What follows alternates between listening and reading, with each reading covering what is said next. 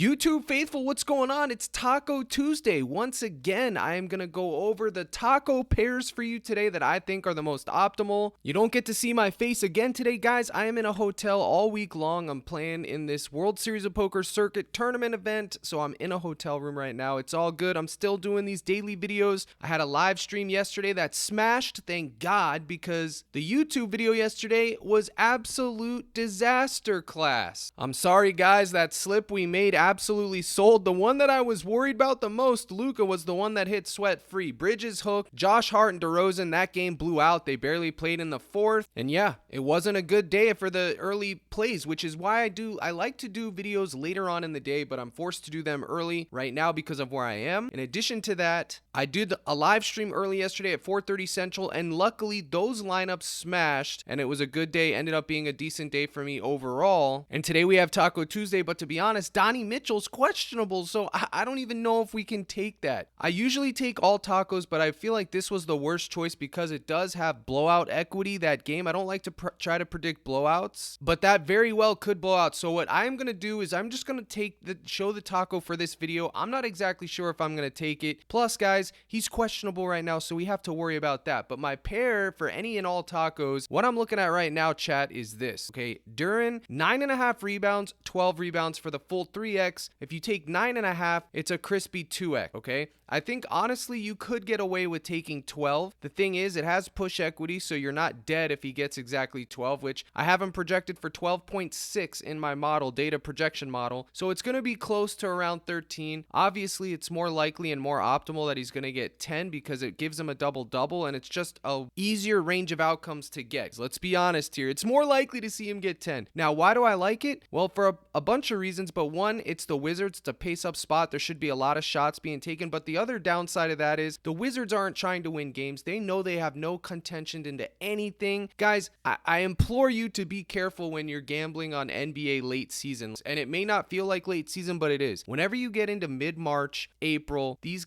teams that have no reason to play, the coaches start to do ridiculous things. You're going to see it. The 76ers, they're running an 11-man rotation. The Pacers yesterday, which they have a reason to compete, but even then, they gave up only down 16 in the fourth quarter, causing Andrew Nembhard to only play 22 minutes yesterday. You're going to see a bunch of nonsense. So the teams like the Brooklyn Nets, the 76ers, the Wizards, all those teams, for right now, it's basically just full fade spot, you guys. And I tell this in my live stream, and I know it, like yesterday, I had a little bit of exposure to Jordan Poole's points. Why? Because they said he wasn't going to be on any minutes limit. And then guess what? They gate kept him. He only played 23 minutes, and he had 16 points. But now here's the thing, okay? If you go back to Jordan Poole today, right? He's at 21.5 again, and you were to take less, I guarantee you, well, I can't guarantee you, but I can say with certainty that he'll probably get more than 23 minutes tonight out of nowhere and then have a chance to blow over that line, which is why we just have to start fading these teams that have nothing to play for, where these coaches are just going to do crazy things like that. It's ruining our return on investment, it's blowing our equity, and we got to get past it. So it does tighten the slate up even more when there's only 4 games, but this is how I'm looking at it and how I'm approaching it. I'm getting very selective. Baseball season's almost here where we can transition into a way more predictable sport as far as there's not a lot of injuries that happen mid-game. The coaches' rotations are known the night before. You know who's pitching. You know the batting order. You don't have to worry about your guy not getting run because of some type of blowout or anything like that. I mean, yeah, pinch hitters and substitutions happen, but it's extremely rare. Now, on the flip side of that is NBA in the playoffs feed. So what we're going to look at here is we're going to look at the spreads of these games and see what we got. You can see this Nets game, 16.5 point spread at home, and they're facing the Nets, and this is where the taco came from. Now, some could argue, well, if they do blow them out, it's because Donnie went yarn, and I think that's fine. I could see Donnie getting 19 points. If his shot falls, he's going to clear, period, if he even plays. The Wizards Pistons, another 14.5 spread.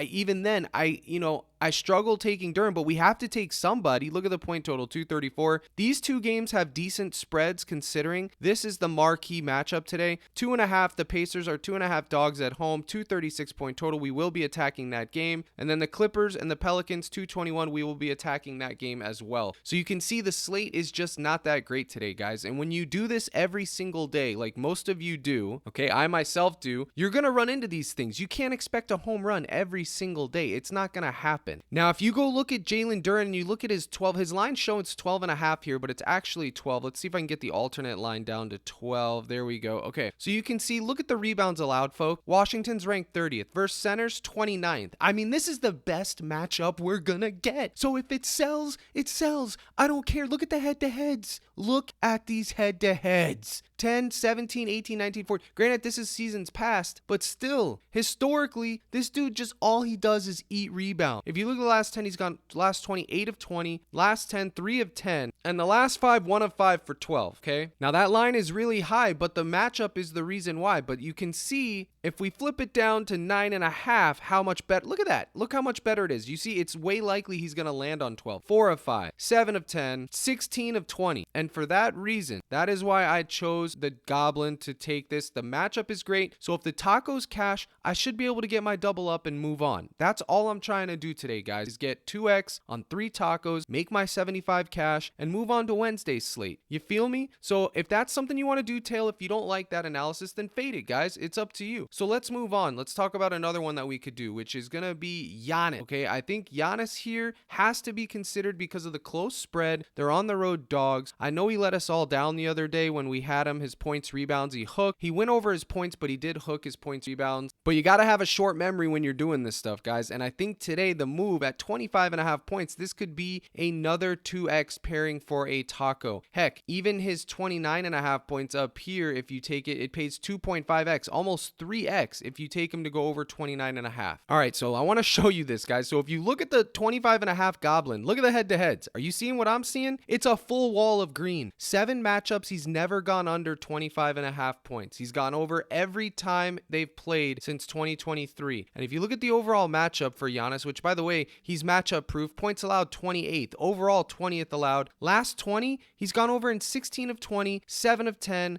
last 5, 5 of 5, 25.5. That is, him and Duren are the best Goblin, with Giannis being the better option, but Duren is also in the mix. I'm taking both. Now, if you switch it to 29.5, which pays 2.5x, you can see it's not nearly as good. 3 of 5, 3 of 10, 11 of 20, but then look at the head-to-heads. Still 6 of 7. So if you wanted to gamble for that extra 50% equity, you could, but personally, guys, I'm just going with Old Faithful, 25.5 points, and if they put a Goblin for his points, rebounds, did they put one up here? I think they have one somewhere, but honestly, guys, you're not going to get a better Goblin than that. I just showed you the stats. You guys saw it. 5 of 5, 16 of 20, 7 of 7 head-to-heads. I mean, find me a better Goblin than that, okay? So these are your two 2x pairs. Some of you may say, oh, well, we're only getting 2x today. Guys, this is a poverty slate. You saw the spread. You saw what I saw. I'm trying to get out with 2x, and I'll be a happy camp, okay? Look at this. 1.4x, obviously you don't pair them together. You use the discount, and that's how you get your double up. So that's 1, 2. See what else we can get. It's still very early. News is going to drop. I do believe that Zion's points, rebounds, regular line is also solid. If you are looking for another line to take that isn't a gobby, you could go with 29.5 points, rebounds for Zion. Problem is here, guys, Pelicans, if Zion doesn't show up, they're going to get blown out of the gym. They're just going to get blown out, okay? It's that simple. But I do think he should be able to get 30 points, rebounds in the long run. Short term, I'm not sure. His Goblin at 17.5 points is also good, but again, I just think Giannis is more optimal. Better matchup, better head-to-heads, better everything. And then one thing that I do want to look at today before I close is I want to look at 2 plays that I would consider taking under on. But before I do that, I wanted to show you guys something. Okay, so this was yesterday I did my live stream, and these were the 2 lineups I gave under captain slips. And I want to show you this because I'm talking about unders. De'Aaron Fox, 34.5 PRA. I saw it late in the day, took less on it. I anchored it after the live stream, luckily, and it made me win over the night. I won like 5 lineups because of it. I also anchored Nick Richards, which also hit. So these were my 2 live stream anchors. Luckily, they both cashed. And then I did this lineup in a 4-piece at Joker under Fox, Barnes, and Richards. And you can see this went 3 of 4. Unfortunately, Joker went ballistic. I knew I was gambling taking under on Joker at half. The fact is he was on a back-to-back. I didn't think that he was going to play a full allotment of minutes. There were news saying that he was questionable all day. So I thought, well, maybe they take it easy and the game just played back-to-back. But no, he wanted to go off. He dropped, I think, 30. So that went 3 of 4. So if you flexed it, you made money. But the 2-man hit, and you can see This is the two anchors. These were the two darts, Joker and Scotty. That is how I build my lineups, okay? So whatever I take in a 4-man, I take my favorite two, put them in a 2-man, and that is how I roll. Now, another one I built from the live stream, you can see with the two anchors, Fox and Richards, I took Jalen Green's RA and Jalen Williams assist. This one actually hit for 10x. So you can see the strategy, guys. You take your favorite two that you like, your anchors. Then you find the dart pairs, the ones you're iffy about, and that's how you fill out your 4 and 5 and 6 leg lineup. Always take the favorite two and put them in a 2-man, because if they hit, you're going to get equity on the 3x, and then they're already going to be green in your 4-man. You just have to hit 2 darts, and you can see like that it worked out. So even though the YouTube lineup busted, it went 1 for 4, which is crazy. That's actually hard to do.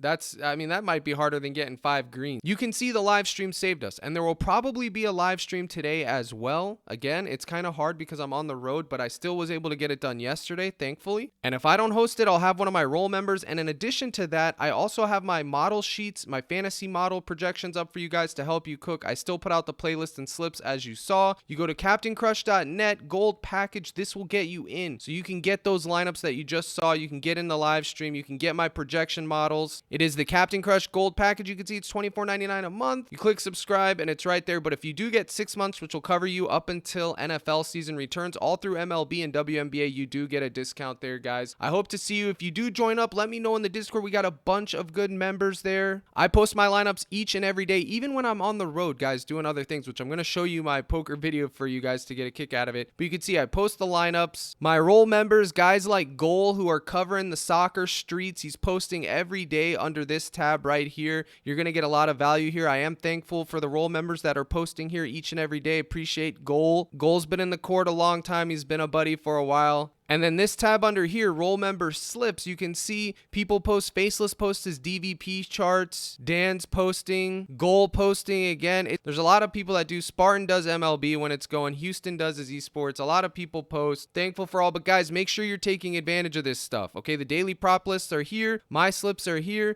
The general chats where we chop it up, discuss everything. Role play of the days are here. And then all the way at the bottom is the live streams. That will tag you when it's time to go. And then finally, the projection sheets for the fantasy scores are here, and the model sheets are right here. And that looks something just like this. Player name, that's how that looks. And these are the fantasy sheets. Okay, you'll get the differentials and all that. So make sure you're using these tools if you're in the Discord to your advantage, guys. Okay, you have to. This is the way it has to be. So sign up, introduce yourself, let's chop it up. And if you want 30 days free, sign up with any of my partners. The links are in the description. Sleeper, Chalkboard, DG Fantasy, Better, any of them, guys. Just let me know. ParlayPlay is one of my favorites. Okay, so let's continue. The two lesses that I wanted to talk about. James Harden, it was 25.5 earlier, now it's 25. This is crazy. He's been on a heater, 29, 27, 50, 21, 13. They're fully healthy. My thought process is this. I have him projected for 23.5. I'm just hoping that he's going to hit a regression wall and cool off a little bit. He has been hot, and historically, I don't think he can ride this heater too long. He's playing the Pelicans. It's going to be risky. He does have blowout equity on his side, but since they bumped down his points they took the hook off, it gives him push equity to go. But you could just take under his PRA. I mean, it's going to be crazy, guys, to do this. I know, I'm just giving you options because, again, it's still early. I'm not sure what news is going to break, but if you do take something like this, know what you're getting in for, okay? Whenever you take less, especially on a stud, it's going to be sweaty. Maybe his points rebounds less. Either one of these, I think, could be the move. Limiting exposure, definitely not pairing my tacos with these, but if I do make 5 lineups, like 5-man lineups, I will have to fill it out with some of these, right? Some of them a little bit, and then the other one would honestly be Jordan Poole. Even though I liked his over yesterday, you could just pray that he's going to get gate kept again. That would be the move, I believe, to just pray. But again, I fully expect him to play more minutes and then chalk me, because this is just how the universe works. I'm putting myself out there. I'm throwing it out. I would say that his points assists could be solid less, but even then, that's going to be dicey. Okay, so if I was building the lineup like this for my 2Xs, remember, it's Giannis, Gabi, like that. Unless you want to go for the full 2.5, you could take that. I don't think that's optimal. This is the optimal 2X. And you could go with Duran, his Goblin rebounds. That will also take you to the dance. You don't want to do a lineup like this. I mean, you can if you want that extra 0.5x, but even then, the Gobbies could cash on the taco cells. I don't think it's worth adding another layer. One of these guys could get injured. I mean, there's so much that could go wrong. So I think it's just clear to take the 2 like that. And then if you wanted to go for 3x, you have Zion's points rebounds down here, which is also going to be totally sweaty. And then I will have my lineups and stuff posted later later on in the day for you guys that are in the Discord. Now, for those of you that play poker, I was what is called the bubble boy in the tournament I played yesterday. The first tournament I played here, I cashed, but this one I bubbled. There was 40 left, 39 get paid. I was the last person to get eliminated before everyone gets paid, aka the bubble, unfortunately, and they got it on film. That's your boy right there. I'm on the button. The small blind actually, unfortunately, or I'm on the cutoff, sorry. The button wakes up with a hand, unfortunately, who also has a big stack. He re-raises my shove. I had like 2 or 3 big blinds. I believe the blinds were 8, 8, and 4, 4, 8, and 8. So I had like 33,000 chips or something. I forget what I had. It's hard to see here. But anyways, I looked down at pocket threes after everyone folded to me. It's pretty much an easy jam. As you can see, I had 25, 30. I had 42,000 chips, and the blinds were 8, 4, 8, and 8. So that means every time that ante hits, it's 16,000, and then the small blind 22,000. So I had like 1 orbit left. I went for it with pocket threes. He has pocket sevens, unfortunately, blocking my straight outs too. And then the flop was whatever it was. I can't even remember, but